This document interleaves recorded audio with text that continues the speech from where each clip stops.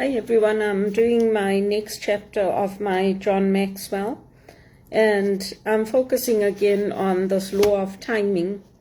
So today's chapter, basically I've done the reading already, and I had a busy day today. I went out for a walk, I did a lot of cleaning and things like that, and then I went for a swim. I had to go get some things from the dollar store. I usually go to the dollar store to get my basic things like detergent and things that normally I would order from Amazon. I don't order from Amazon anymore. That's the nice part about everything being open. So the leadership thought for today is good discernment precedes good decisions. Make hay while the sun shines, that's smart. Go fishing during harvest, that's stupid. So if you're a leader, it's not enough to know what to do, you have to know when to do it as well. And that's when it comes down to timing, judging the timing of our lives, judging when we can make the right decisions. In Canada right now, it's a frightening time for many of us because we have the Intifada, or whatever they're called, going around saying death to Canada, burning our flag. And I think that's why a lot of companies are now going back to a hybrid model. Everybody was so looking forward to working in the office, being in the office, but it's scary to see what these people are doing because they are just, there's destruction of property, and they just do whatever they like. So it's quite scary. So most of us are focusing on just staying safe. My area is good. Fortunately, we haven't had any problems in the area I'm living in. But this is downtown in Toronto, in Montreal, in Vancouver. It's pretty scary. So I guess for me, and probably for many others, we ask others what they think. We spend time in prayer, praying for safety, praying for Canada, and praying for God to guide our decisions. And everybody falls short. I mean, everybody judges me and tells me I started with them, I'm abusing them, I'm like this, I'm like that. I have never abused anybody. And I've never started with anybody, so I just keep my distance. You know, I've always been very clear that I am in favor of Israel, and I support Israel. Of course, I don't want the Palestinians to suffer either, but I will not turn away from Israel. I will not stop supporting them. And people who are going around doing these kinds of things in Canada, really and truly, why are they staying here? Because it's not right. It's our tax dollars, and I'm not working right now, but I still buy things from the grocery store. I still go out. I use the transit. It's our tax dollars that they're destroying when they're breaking buildings, when they are going around burning the flag, saying death to Canada. Like, really, why did you come here then, if that's what you want? If you want death to Canada and if you want to destroy the country, this is not peaceful protest when you're going around destroying property. And for somebody like me that's on my own, yes, I have friends and family that I keep in touch with on a daily basis, so I'm very blessed that way. But, I mean, for those of us who are on our own, we don't like it. We left countries where there were problems, where there were rapes and murders and all that, and mass crime, to come to Canada to be safe. And now I'm watching all this going on. So I speak out like a lot of people. I speak out and I say this is not right. So today, if you just look at the scriptures, it's basically saying if you're a leader, you need to know when to act, and you need to be able to use the timing in your favor. So with Esther, if she had decided not to act, it could have been her own life that was put into jeopardy. And it's the same for me. If I don't speak up for myself, and if I don't speak up for Canada, it's my own citizenship that's at risk. Because I took it seriously and I earned my citizenship, and I don't go around burning Canadian flags. I don't go around lying. I don't go around abusing people. And if you're saying swearing is abuse, you need to work with the Americans to know, really. I don't swear the way they swear at customer service and all that. I'm very mild compared to them. And it's not fair to me for people to go around saying that I'm abusing the elderly and that I start with people.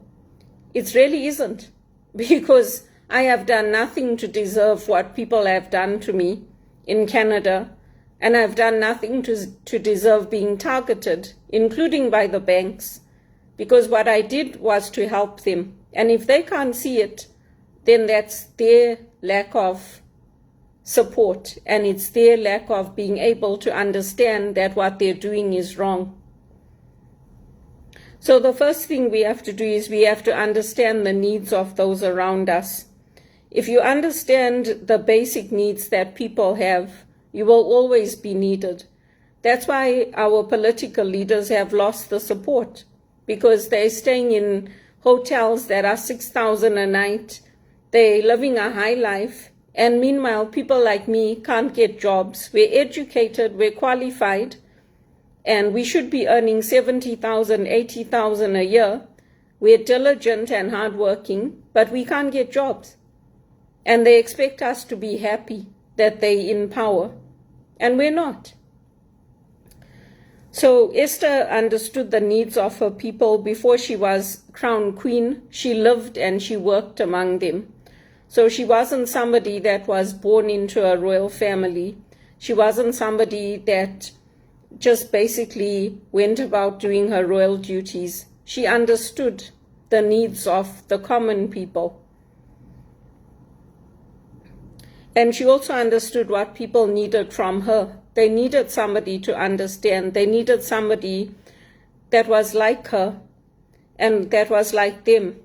And it's the same thing as me. Why do you think people come to me to ask me to help them with mentoring, to guide them into how to get jobs, to help them with their crafting their resumes, helping them to write cover letters, whether it's at Newman Center or at Triac or at Access? Why do you think they send people to me? Because I've gone through it, I've experienced it, so I can help them. So you need to always ask people, find out what is their mood, what are they trying to accomplish, and what do they need from me. And that's something that I do as a mentor.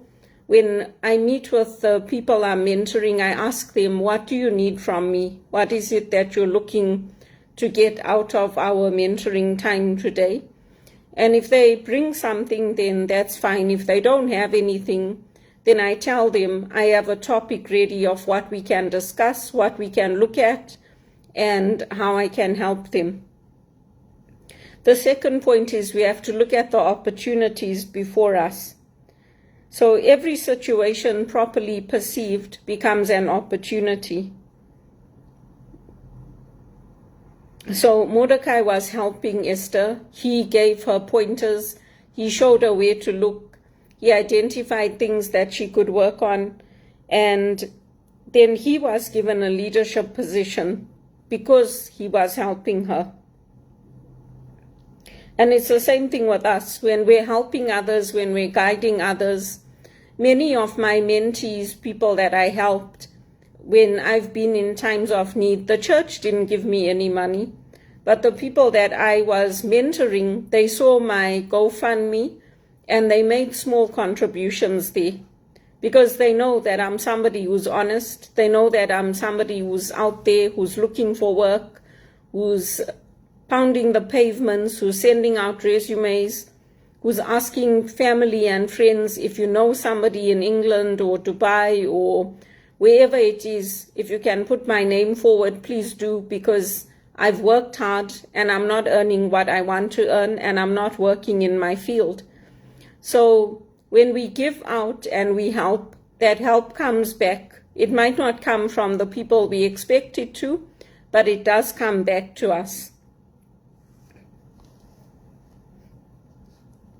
So basically, John Maxwell is emphasizing here that Esther was able to discern the opportune time to promote Mordecai's actions in front of the king. And when Mordecai got his promotion, he was second to the king. So too with us, we don't know where we are going to land. We don't know what we are going to do, but we have to keep doing the right things. The third point is look at the influences behind you. Remember the law of the inner circle. Remember who's closest to you, who's helping you, who is going to help you succeed to get to that next level. And it might be within your organization, or it might be outside of your organization, because we don't know where that is going to come from. But our inner circle can make us or break us. The friends I keep in touch with on a daily basis, we're positive people. We encourage each other, we help each other. Sometimes it's just saying good morning, and that's it. Other times we'll share what's troubling us or what's worrying us, but we're very good friends and we're there for each other. So Esther was fortunate to have somebody like Mordecai, and because he was able to warn her, he was able to give her his insights, he was able to help her. And so she knew that his discernment was trustworthy. Before we make our key decisions, we do ask people, do you see the same opportunity as me? Do you see the same timing as me? And for me, I know that because I've tried everything in Canada. I've tried sending out resumes, I've tried knocking on doors, I've tried putting out adverts, even to help with cleaning. Even my condo manager has told me, you'll be good as a property administrator. I told her I've been applying, and she knows I've got the skills because I've done invoicing, I've done helping people, I'm used to people coming to me when they need something, I know how to work on leases. I told her, I've tried, but for me, nothing seems to be opening up. So that's why I reached out to other people to say, if you know somebody in Australia or in Dubai or in another place that could help me to get something, please put my name forward, because I am highly qualified, I'm educated, and I'll do a good job. So we have to get our confirmation, and we have to act, not only on what we feel, but also what others are telling us. Because for me, why would I want to leave Canada? I've been here for 22 years. For 22 years, I've been going round and round the same circle, starting at minimum wage, contract work, no stability, no promotions. I mean, it's a long time. It's not like I just came yesterday. It's a very long time. So that's why I reached out to people and I asked them if they can help and they know somebody, it's good. I don't put all the pressure on them. I also apply online. I apply to jobs in Australia, in England, in Dubai, wherever I can. I apply for jobs. And then the fourth point is remember the success under you. Experience provides practical advice. So when we look at it, we have to look at, have you done anything like this before? Is it reasonable to expect the same outcome from this decision? Is there something you can learn from your past successes to help you determine the best time to move forward? So for me, it would not be the first time I had to leave a country and start over. I did it when I went to South Africa to study. I did it when I went to England on my working holiday, and then I came here. I worked on a camp in the US. So I have experience. I know how hard it is. But if there's no work and I'm not getting anything, then I have to be open to leaving and to going somewhere else where I can get that work. And John Maxwell is just talking about how Esther had found success with the king, and she banked on that success for her future. Before long, she had gained so much influence with the king that he was asking her advice. He wanted her to give her advice. So we have to gain confidence that the time is right to move forward, to evaluate the successful decisions that we've made in the past. And my decisions were successful because when I went to England, I was able to get jobs, I was able to work, I was able to travel. When I applied for that visa to go work on the camp in the US, it was through Contiki. So I was able to get that visa and to go and experience it. And I did a good job over there. And then when I came to Canada, I had the points to come here as an executive assistant. And that application was successful. I was accepted because of my professionalism, because of my management skills, because I had the education, and I had the basic minimum requirement of the money to bring in to get started in Canada.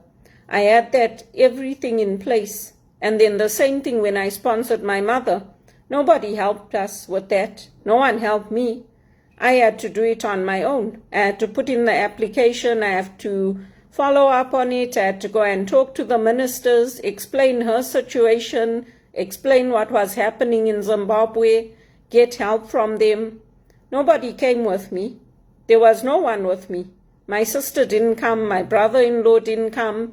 My uncles didn't come. My aunt didn't come. My cousins didn't come. Nobody was there for me. I had to do it on my own. So if now people are going to turn around and say I'm obsessed with the family or I'm abusing them or anything like that, it's nonsense. Because I've had too many conversations with them explaining to them that, look, this is my life. You people lived your lives how you wanted, so let me live my life. There's a French word, and it basically means heart. It's courage. So if we don't have that courage, if our courage fails us, if our heart fails us when we have to stand strong, it's worth nothing. Do you think I wasn't afraid to go and speak to Mr. Volpe on my own? Of course I was. Or do you think I wasn't afraid to start over in South Africa? I didn't know anybody there. Yes, there was some element of excitement, but it took courage. It took courage to go to England. It took courage to come here to start over. It takes courage every time I go out and I knock on doors and I hand out resumes and I go talk to people asking for jobs, or I pick up the phone and I cold call people asking for jobs. All of that takes courage. So the first time that I had to do it, it was worse, but now I know, so I know how to do it. And I will be successful. If I have to start over somewhere else with somebody else, I will be successful because I've lived without family. I've lived without family in Canada. I've lived without family in England. I've lived without family in South Africa. At least in England, I could see family from time to time. My cousin was there. But if I have to start over like I did in South Africa with nobody, I will be able to do it because I've done it before. I'm outgoing. I know how to talk. I know how to make friends. So I will do it. The first time Esther had to approach the king, Mordecai had to persuade her to do that. But once she found that favor and once she knew how to do it, then she expected successful outcomes. And so too with us. Once we gain that confidence and we gain that courage, we can move forward. And this is the fifth point, the courage within you, the courage to risk, the courage to reach, the courage to put yourself on the line to seize an opportunity. It's the same thing with me. When that tornado hit, I didn't know where my sister was. And so I contacted all my family to say, where is she? I don't know where she is. And I want to know if she is okay. So you have to reach out. Sometimes people don't reach out to you. But that's one of the things I have to do. Sometimes I also get tired of it because it's always me reaching out. It's always me expected to be understanding. It's always me expected to do the right thing. So when I start to feel burnt out, I just take a step back and I just focus on doing enjoyable things for a while before I start again. So that's the important thing here to remember. Remember that we have to have courage and we have to find the opportunity at the right time. And that requires heart. We have to be able to go into our hearts. Esther demonstrated tremendous courage time after time, and to stand before the king and risk death took great heart. So did her request of the king to reverse his decree, especially in the presence of Haman. So she had great courage, Esther, and she's a good example for us as women. We all experience time when fear gets the better of us, but we can ask for that courage in our prayer. We can choose to be good leaders for our communities. And we have to also know that opportunities come, they're never completely devoid of fear.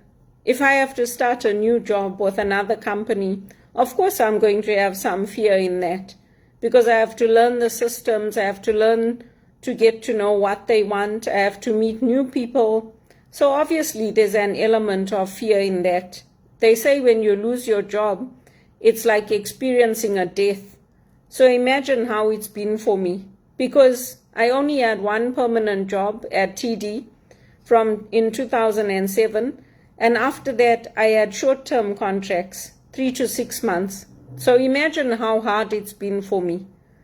I had to leave people that I was just getting to know, just forming relationships with. How many times I've experienced so much trauma in losing those jobs because of other people. It's very, very hard.